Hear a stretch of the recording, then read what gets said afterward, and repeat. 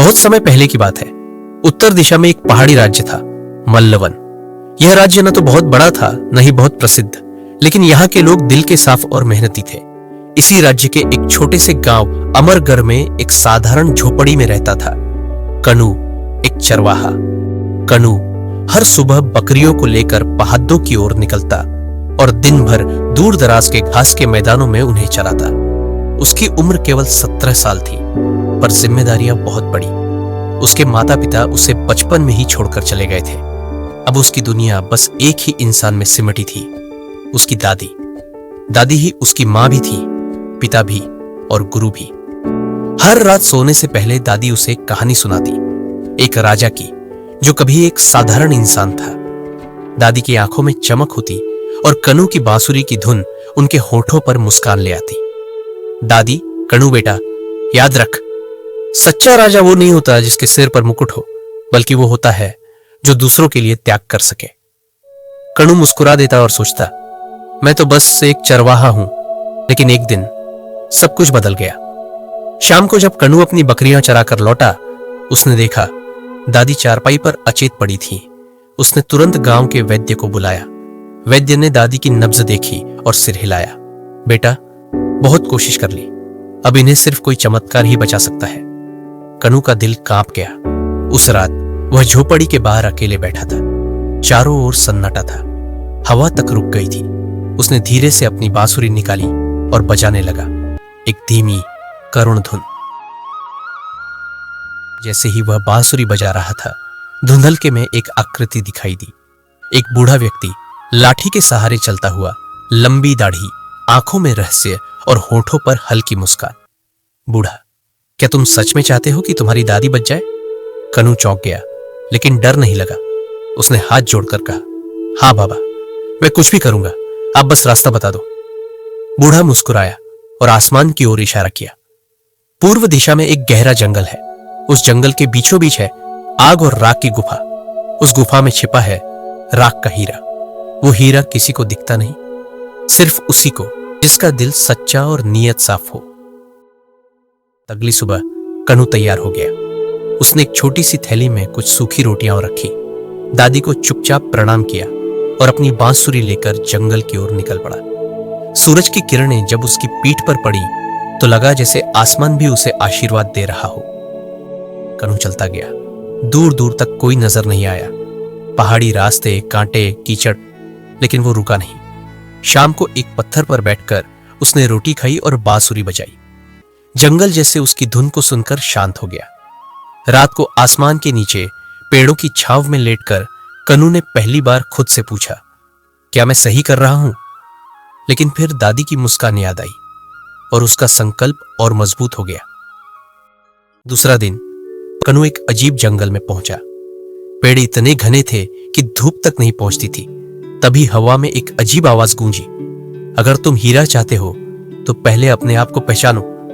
कनू रुक गया। कुछ क्षण सोचकर उसने कहा, मैं एक चरवाहा हूं, लेकिन मैं एक पोता भी हूं, एक इंसान भी, जो अपने अपनों को बचाने निकला है।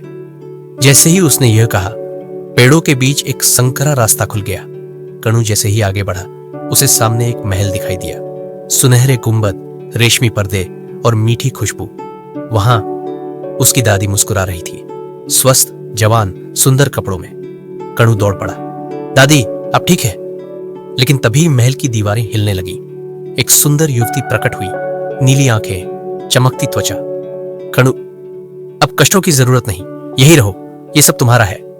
कनू चुप हो गया। कुछ पल के लिए उसका मन डगमगाया। फिर उसने बांसुरी निकाली और धीमी धुन बजाई। धीरे धीरे सब कुछ, महल, दादी, खुशबू, धुंधला होने लगा। वो सब एक माया थी, पहला जाल। कनू ने अपनी पहली परीक्षा पार कर ली थी। उसने मोह, भ्रम और लोभ को पहचान लिया। लेकिन आगे जो इंतजार कर रहा था, वो था उसका सबसे बड़ा संघर्ष। पहली माया को पार करने के बाद कनू अब जंगल के सबसे गहरे हिस्से में पहुंच चुका था। यहां धूप तक नहीं आती थी। हर कदम पर लगता था कोई उसे देख रहा है। पेड़ फुसफुसाते थे और हवा कुछ कहती थी, लेकिन कनू रुका नहीं। अचानक उसे रास्ते के किनारे एक बूढ़ी औरत दिखी, कमजोर, कांपती हुई, हाथ में टूटा हुआ कटोरा। औरत, बेटा 3 दिन से भूखी हूं, कुछ है खाने को? कनू ने थैली टटोली। उसके पास बस एक सूखी रोटी बची थी। उसने बिना सोचे वो रोटी बूढ़ी औरत को दे दी और तभी बूढ़ी औरत की आंखों में चमक आई। उसकी शक्ल बदलने लगी। वो बन गई वही रहस्यमयी बूढ़ा जो पहली रात आया था। बूढ़ा मुस्कुराते हुए, सच्चा त्याग वही होता है जब खुद भूखे रहकर दूसरों को खिलाया जाए। कनू, आप फिर से? बूढ़ा, हाँ, ये पहली असली परीक्षा थी निर्मल हृदय की। अब तैयार हो जाओ, अगली परीक्षा और कठिन होगी। थोड़ी दूर आगे कनू एक नीली नदी के किनारे पहुंचा। वो पार जाना चाहता था लेकिन पानी बहुत तेज था। पुल या नाव कुछ नहीं। तभी नदी से आवाज आई, अगर इस पार जाना है तो सबसे प्रिय चीज यहीं छोड़नी होगी। कनू चौंका। उसकी आंखें बांसुरी पर पड़ी।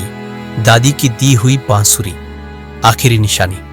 वो देर तक सोचता रहा। फिर एक गहरी सांस लेकर उसने बांसुरी को धीरे से पत्थर पर रखा और तभी नदी दो हिस्सों में बंट गई। बीच में रास्ता बन गया। कनू ने जैसे ही नदी पार की उसने खुद को एक घाटी में पाया। चारों ओर झरीले सांप हिस्स फुफकारते हुए किसी भी हलचल पर वो हमला कर सकते थे। कनू डर गया लेकिन उसने आंखें बंद की और खुद से कहा, डर से जीतना है, नहीं तो हीरा तो क्या, दादी भी खो दूंगा। धीरे धीरे बिना आवाज किए वो घाटी पार कर गया। सांपों ने उसे कुछ नहीं किया क्योंकि जिसे खुद पर विश्वास होता है उसे झर भी नहीं छू सकता। अगली सुबह वो पहुंचा एक चट्टान पर जहां 3 पथिक खड़े थे। तीनों अलग अलग रास्ते दिखा रहे थे। पहला रास्ता छोटा सीधा लेकिन सुनसान। दूसरा हरा भरा सुंदर पर बहुत लंबा। तीसरा कांटों से भरा खतरनाक पर सबसे छोटा। तीनों पथिक बोल पड़े, कनू, तेरे पास बस एक मौका है, एक ही रास्ता चुन। कनू ने उनकी आंखों में देखा। एक की आंखों में चालाकी थी, दूसरे की आंखों में लालच, लेकिन तीसरे की आंखों में सच। उसने तीसरा रास्ता चुना, कांटों भरा, क्योंकि सच हमेशा आसान नहीं होता। 3 दिन की यात्रा के बाद कनू पहुंचा उस जगह जहां केवल राख उड़ रही थी। बीच में थी एक गहरी गुफा जिसके ऊपर लिखा था, जिसने भूख पर दया दिखाई, प्रिय चीज का त्याग किया, डर को हराया और झूठ को पहचान लिया, वही इस गुफा में प्रवेश कर सकता है। कनू मुस्कुराया। उसने सारी परीक्षा पास की थी। गुफा में अंधेरा था। अंदर बढ़ा। हवा गर्म थी, दीवारें चमक रही थी। बीच में एक राख से ढका हुआ छोटा सा पत्थर पड़ा था। उसने झुककर पत्थर उठाया। जैसे ही उसने उसे साफ किया वो पत्थर धीरे धीरे नीले चमकदार हीरे में बदल गया। राख का हीरा। अचानक उसकी आंखों के सामने दादी की मुस्कुराती छवि उभरी। दादी, तू सफल हो गया कनू बेटा, अब लौट चल, समय बहुत कम है। कनू को राख का हीरा मिल चुका था लेकिन हीरे की परीक्षा अभी पूरी नहीं हुई थी। जब वो गुफा से बाहर निकला तो उसे लगा जैसे समय रुक गया है या शायद बहुत तेजी से आगे बढ़ चुका है। 3 दिन की वापसी यात्रा के बाद जब कनू अपने गांव पहुंचा तो वहां सिर्फ राख, डर और सन्नाटा था। टूटी हुई झोपड़ियां, सूने रास्ते, गांव का मंदिर जला हुआ था। कनू दौड़ता हुआ अपनी झोपड़ी की ओर गया जहां उसकी दादी कभी इंतजार करती थी। झोपड़ी के अंदर उसकी दादी बेहोश पड़ी थी, कमजोर, लेकिन अभी भी सांसें चल रही थी। गांव वालों से कनू को पता चला जब वो जंगल में गया उसी दौरान राज्य पर कब्जा कर लिया था एक भयानक जादूगर ने, कालसुर। कालसुर ने राजा को बंदी बना लिया, गांव वालों को मजदूर बना दिया और महल को काले जादू की गिरफ्त में ले लिया। हर जगह डर का माहौल था। कालसुर की घोषणा राजमहल से आवाज आई, सुनो मल्लवन के मूर्ख लोगों, जो भी राख का हीरा लाएगा वही राजा बनेगा, लेकिन अगर कोई मुझे धोखा देगा उसकी आत्मा को मैं राख में बदल दूंगा। कनू ने हीरा एक कपड़े में लपेटा, दादी को सुरक्षित एक बुजुर्ग के पास छोड़ा और अकेले निकल पड़ा राजमहल की ओर। वो जानता था अब उसे सिर्फ एक जादूगर से नहीं बल्कि पूरे राज्य के अंधकार से लड़ना है। महल के द्वार पर, महल के दरवाजे पर पहरेदारों ने उसे रोका। सैनिक, तू कौन है? हीरा कहां है? कनू ने कपड़ा खोला। हीरा हल्के नीले रंग से चमक उठा। सैनिक कांपने लगे। राजा कालसुर को खबर दी गई। कनू को महल के भीतर ले जाया गया।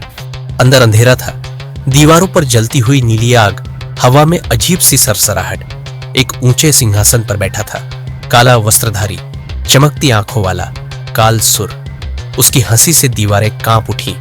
कालसुर हंसकर, तो तू ही है वो चरवाहा? क्या सोचता है ये हीरा तुझे राजा बना देगा? कणु शांत स्वर में, मुझे राजा नहीं बनना, मैं अपने लोगों को आजाद कराने आया हूं। कालसुर मुस्कुराया और 3 दरवाजे प्रकट किए। तुझे इन 3 में से एक दरवाजा चुनना होगा। हर दरवाजे में तुझे कोई ना कोई प्रिय मिलेगा, दादी, गांव वाले या खुद का भविष्य। कणु ने जवाब दिया, मैं कोई दरवाजा नहीं चुनूंगा, क्योंकि ये लड़ाई मैं अकेले लड़ना चाहता हूं। तभी तीनों दरवाजे एक साथ खुल गए और उसके भीतर जो अंधकार था वो गायब हो गया। उसकी सच्चाई ने तीनों भावों को हरा दिया था। कालसुर गुस्से से तिलमिला उठा। उसने आग के गोले, बिजली की लपटें और कालिक फेंकी। कणु ने हीरा निकाला और आंखें बंद करके कहा, हे हीरे, मुझे ताकत नहीं, मेरी आत्मा की रोशनी दो। हीरा चमकने लगा, इतना कि पूरी महल की दीवारें कांपने लगी। कालसुर चिल्लाते हुए, नहीं, ये प्रकाश, ये मुझे जला देगा। वो पिघलने लगा, उसकी काली शक्ति राख बन गई। अंधेरा समाप्त हो गया। गांव में सूरज की पहली किरण पड़ी। लोग बाहर निकले। राज्य मुक्त हो गया था। राजा को कैद से आजाद किया गया। गांव वाले रोते हुए कणु को गले लगाने लगे। राजा खुद सिंहासन से उतरा और बोला, कणु, आज से तुम इस राज्य के राजा हो। लेकिन कणु ने सिर हिलाया। कणु, मैं सिर्फ एक चरवाहा हूं जो अपने लोगों से प्यार करता है। मुझे राजा नहीं बनना, मुझे सिर्फ अपने खेत, अपनी बकरियां और अपनी दादी चाहिए। कणु ने राख का हीरा राज्य के मंदिर में रख दिया, जहां सभी लोग उसे देख सके। और नीचे लिखा गया, यह हीरा उस चरवाहे की याद दिलाएगा जिसने सच्चाई, त्याग और प्रेम से राक्षस को हराया और राजा बनने से इनकार कर दिया।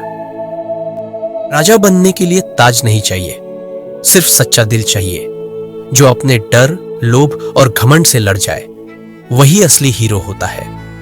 कणु जैसे लोग हमारे बीच रहते हैं, जो चुपचाप अपने कर्म करते हैं और दुनिया बदल देते हैं।